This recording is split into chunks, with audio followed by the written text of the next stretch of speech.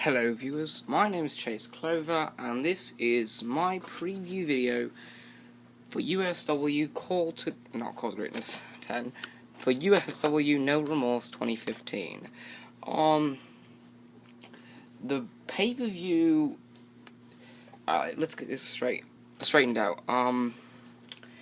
Pay-per-views made by USW that are 1 week after the previous pay-per-view, which that only applies to, I believe, 4 pay-per-views, which I think are Steel Purgatory, No Remorse, Key and Case, and I believe Outcast, or this year No Regret. So, there are 16 pay-per-views in the year. 4 of those pay-per-views are directly 1 week after the previous pay-per-view, so it doesn't really have too much of a great build-up, especially not with the matches that are supposed to be new. So a new rivalry, such as Chris Ross and Lone Wolf stopping a rivalry, and Chris Ross going on to face, Benny Two Bucks, or whatever the fuck, his name would be, because then you only have about a week to build up that rivalry going into this pay-per-view. And then you usually, or this type of pay-per-view, and then you usually have a longer time going into the next pay-per-view, which in this case would be, I believe, Tap Out. But the card, it should be alright. There are 14 scheduled matches on the card, and look, I'll be honest with you, this pay-per-view, I'm not really too looking forward to it anymore. I mean, Call to Greatness 10 was great, but now I see these different matches, and of course there are going to be different matches after your biggest pay-per-view of the year, because that's where you kind of end a lot of the great rivalries that you had going into it. So, of course, the next pay-per-view, or the successor, whatever it would be called, whatever you describe it as, would have different rivalries on the card, and that's what makes it hard with No Remorse. Now, with Bulletproof, you have the next pay-per-view, which would be the final pay-per-view of the year, 4 weeks after. So you have 4 weeks to build up the pay-per-view. And in this case scenario, the pay-per-view after Call to Greatness 10 only gives you a week to prepare, which is why I'm glad that they will be going into the 12 pay-per-view per year schedule next year. However, it can't come fast enough. But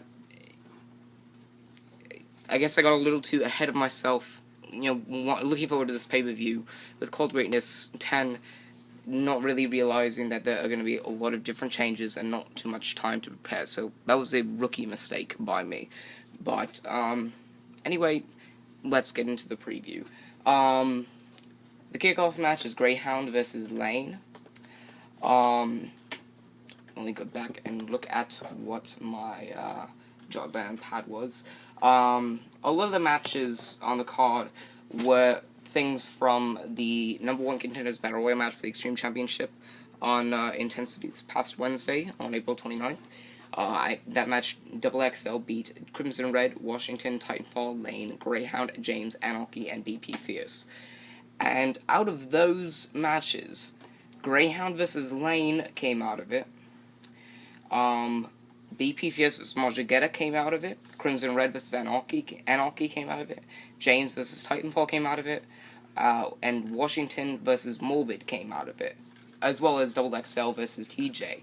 So you have 1, 2, 3, 4, 5. 5 matches on the card out of the 14. So 5 out of 14 matches on the No Remorse card came out of 1 match, which is just too much of a cluster, and it didn't really make me excited for the pay-per-view itself.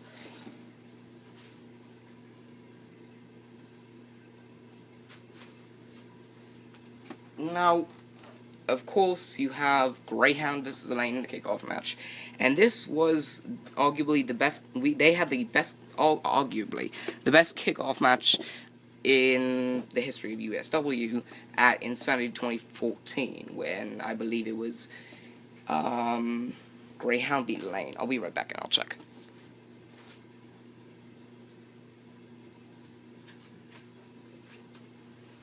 Nope, Lane beat Greyhound. So, alright, not looking forward to this match that much. The whole thing came off of Lane attacking Greyhound after Greyhound eliminated him. And then I guess Lane turned heel and Greyhound is a face. So, I predict that Greyhound will beat Lane. That's my prediction. Next match is the no qualification match for the Extreme Championship. TJ defends the title against Double XL. Let me do the math here. Or let me give you a little bit of information on both. Double XL. This is going to be fun. Double XL is from Green Bay, Wisconsin. He is a former USW champion.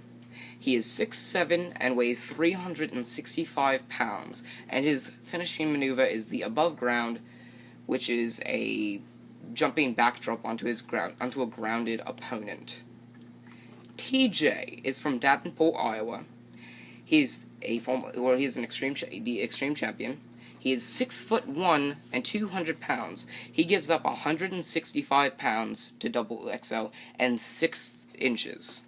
His finishing maneuver is to the mat, which is a zigger to the front of a standing opponent. No, I did not say the N-word. I said zigger, as in Z-I-G-G-E-R, which is a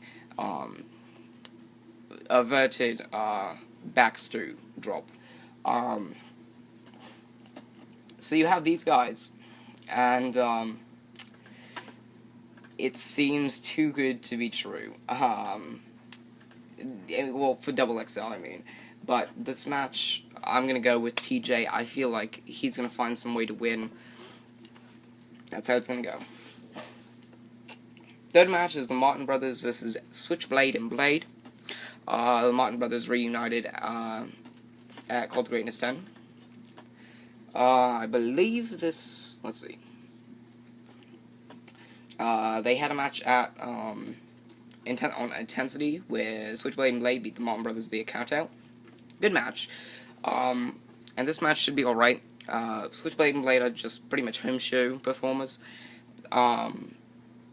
They have had their fair share of road stories, and they've been in different indie promotions. So I'm not sure exactly why they're not on Intensity very often, but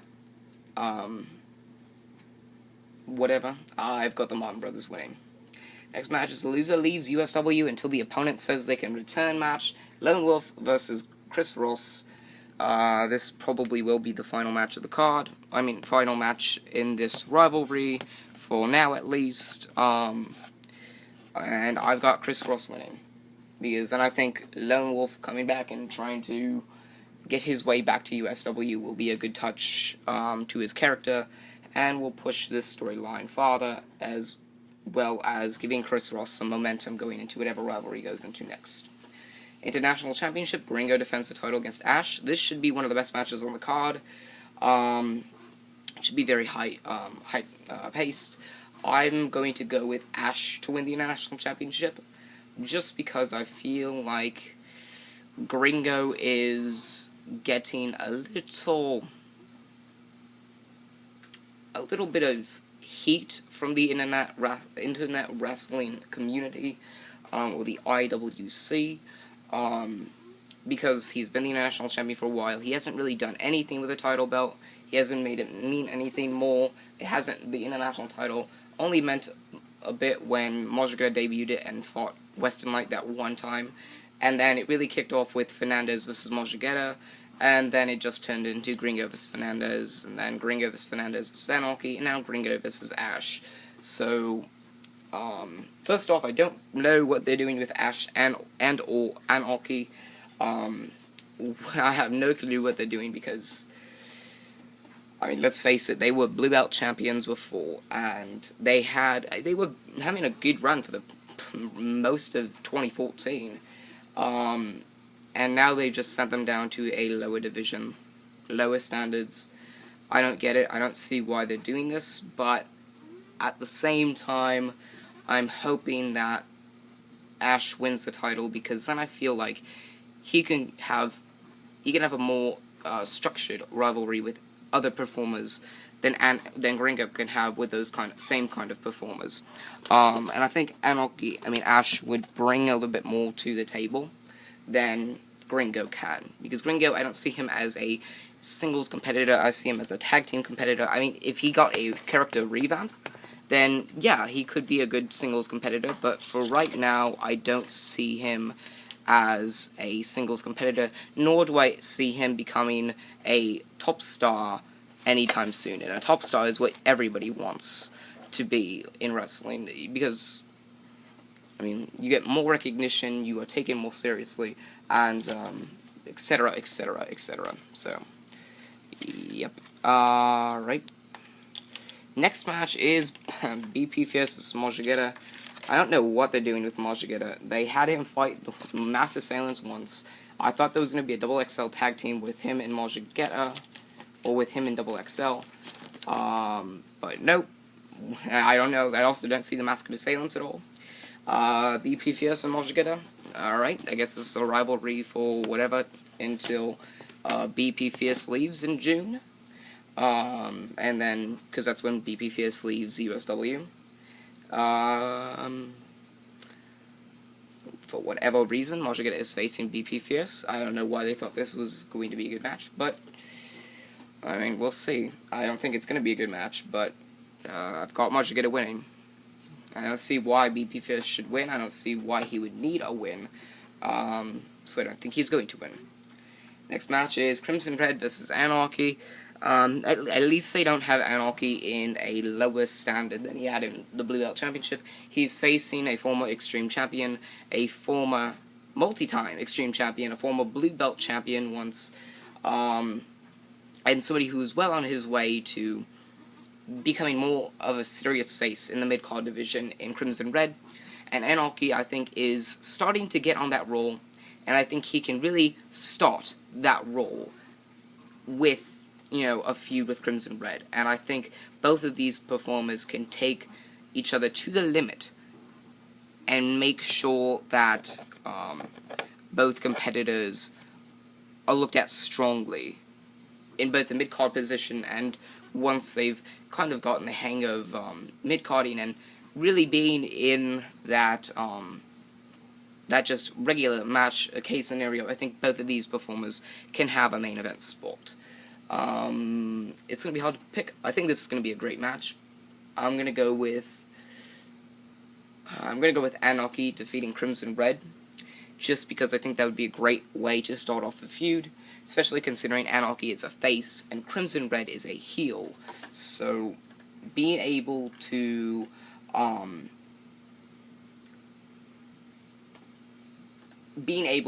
have the face win and then the heel win if they do another feud or another couple matches. I think having Anarchy win now, and then having Crimson Red win, and then having a regular match at the end of their rivalry, if the third match is the final part of the rivalry, I think that would be a great way to structure this feud, and I think it could be one of the top mid-card feuds, if not the top mid-card feud.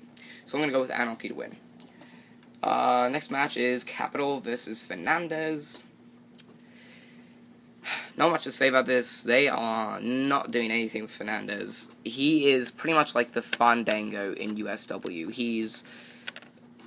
He had something going for him, and then he kind of lost it, and he didn't seem all that interesting anymore, and ultimately they didn't have anything for him, so now he's facing Capital.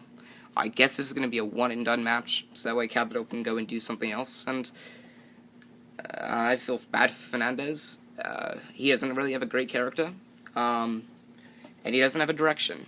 So I guess, they can wait a while and then put Fernandez in some kind of rivalry, but until then, I see Fernandez being off USW shows for a while. I mean, unless it's a house show, but I'm going with Capital to win.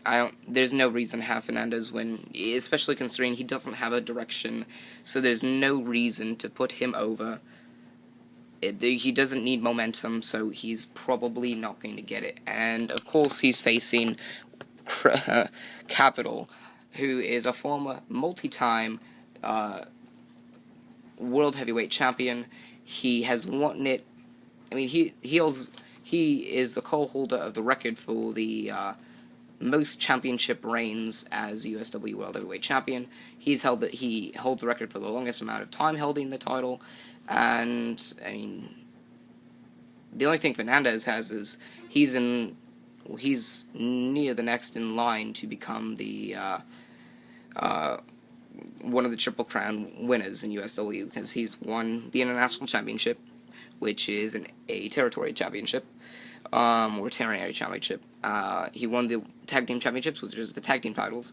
Now, in order to become a Triple Crown champion, he needs to win the Blue Belt title, the Extreme title, or the USW title, the World Heavyweight title. So, that's the only thing he's got going for him, and I don't see that happening anytime soon, or him achieving that anytime soon. So, yeah, Capital's gonna win. Next match is James vs. Titanfall. It should be a good match. I just don't see a reason to have either of these two face off. I think James belongs in the USW Blue Belt Championship picture, and Titanfall belongs in the Extreme Championship picture, although I feel as though Titanfall is out of the Extreme title picture for a while, if not for good. He should be an alright mid-carder. I mean, his character, his gimmick, well, not gimmick, but his character is good enough to have at least one main event run, or a few main event runs. James, I think, could be next in line for the Blue Belt Championship, and I feel as though James needs the momentum more than Titanfall, even though I don't see Titanfall doing much good in the next few, however many weeks or whatever, because I don't think he has a direction. He's not as bad as Fernandez, but I don't think Titanfall has a direction. James, I think, has multiple ways he can go, especially with his heel character. His character is someone who is in need for a push if he's going to be pushed into, let's say, the Blue Belt Championship picture, or the mid-carder picture with more, with stronger opponents. So I'm going to go with James to win. I think that would be the smart decision. Next match is the Blue Belt Championship. It is Simon Saint defending the title against Yo-Yo Joe. I want Simon Saint to win. I think he's a great Blue Belt champion. I think he has the potential to be one of the best Blue Belt champions. I believe this is his first time winning the Blue Belt Championship, if not his second. But I do know that he is currently the longest reigning Blue Belt champion. However, I have a feeling they're going to put Yo-Yo Joe over and have him defeat Simon Saint. The reason being is because I feel as though they wouldn't bring Yo-Yo Joe back for a feud that he didn't win a title in, if he was going to be put into a title feud. So I think my prediction is Yo-Yo Joe is going to win, but I want Simon Saint to win, and I think that'd be the better decision, because he can put on great matches with other performers, and he has so many directions he can go with. He is bringing a lot of promise to the Blue Belt Championship picture, or Blue Belt Championship in general, but if Yo-Yo Joe wins it, then that's not going to be great. And all that will do is, give Yo-Yo Joe the Blue Belt Championship and put him in line for the Triple Crown, because he would have won a major title and a minor title, and he would only need to win the tag title or the international title. So, in order to become the Triple Crown champion, I'm going to go with Yo-Yo Joe to win, even though that's not the good decision. And if I were going to say, my prediction, if the good decision were to be my pick, I would have said my prediction would have been Simon Saint, but I feel like they're going to give the title to Yo-Yo Joe, and that's not going to do much to it.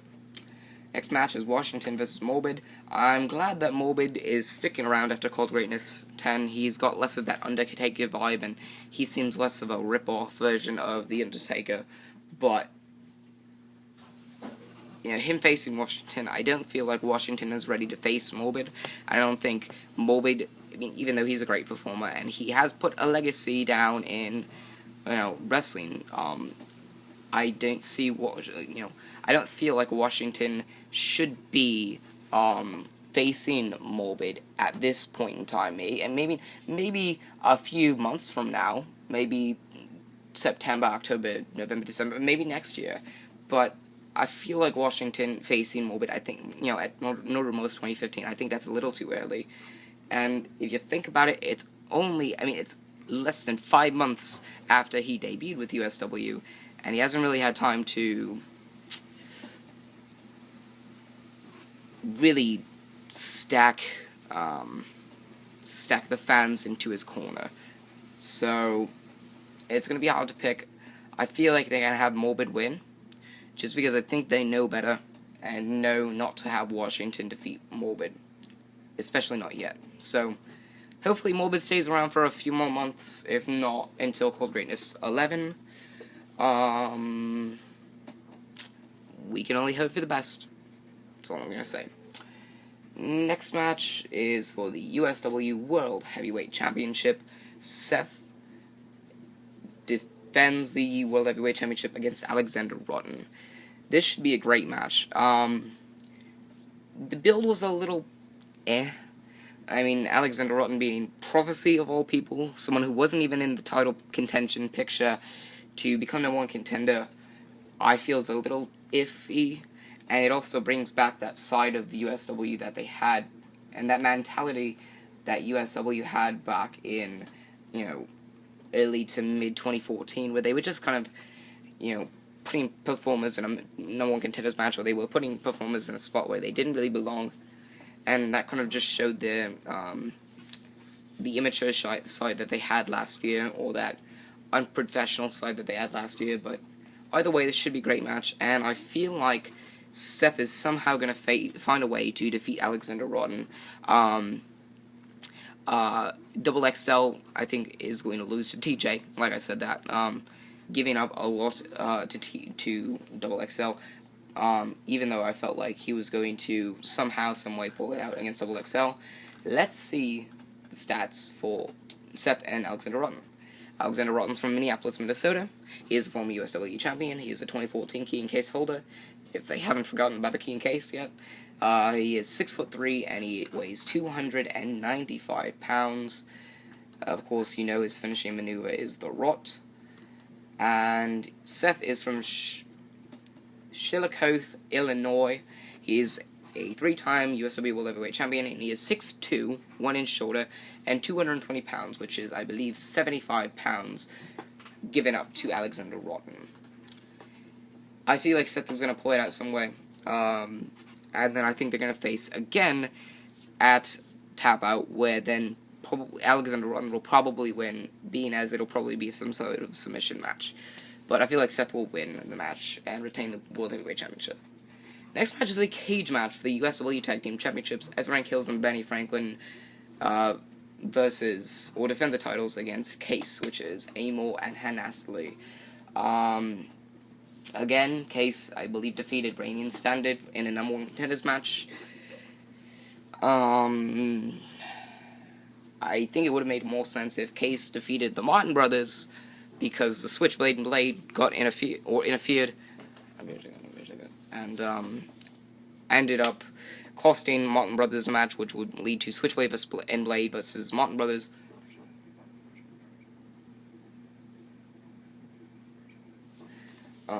And Case winning and becoming the #1 contenders for the USW Tag Team Championships. I'm sorry, I'm losing my mind. Zach already lost his, I can tell. But the cage match stipulation, I think, it's pretty unique. You don't see too many tag team cage matches. So I've got to go with Ezra Kills and Benny Franklin retaining the the USW Tag Team Championships. If they do, they will break the record for the longest reign as USW Tag Team Champions. And I don't think Case, really needs to be the Tag Team Champions yet. Maybe later, but for now, I see Ezra Kills and Benny Franklin retaining the titles. Main event time for the USW Championship. Dwayne Porter defends the USW Championship against Dustin Raymond. This is where Cannon will probably get involved. I feel as though Cannon will cost Dustin Raymond the match, and that's what's going to lead to the much-anticipated Cannon versus Dustin Raymond feud, which, of course, only leaves the Zach Hardy and Bon Shigeta feud to be handled.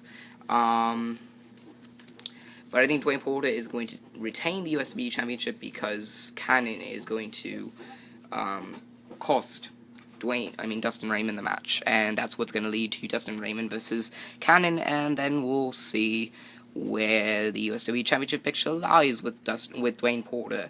And I have a feeling it is. I mean, of course, it's Dwayne Porter doesn't have much going for him right now. But it's a USW Championship picture, so you obviously need to have some sort of plan. So we're gonna see what happens with Dwayne Porter. We're gonna see what happens with Dustin Raymond, and we're gonna see what goes on with No Remorse 2015. So thank you for watching. This was my review on the No Remorse, the USW No Remorse 2015 pay-per-view. Remember to like, favorite, and subscribe for more. I'm Chase Clover, signing off.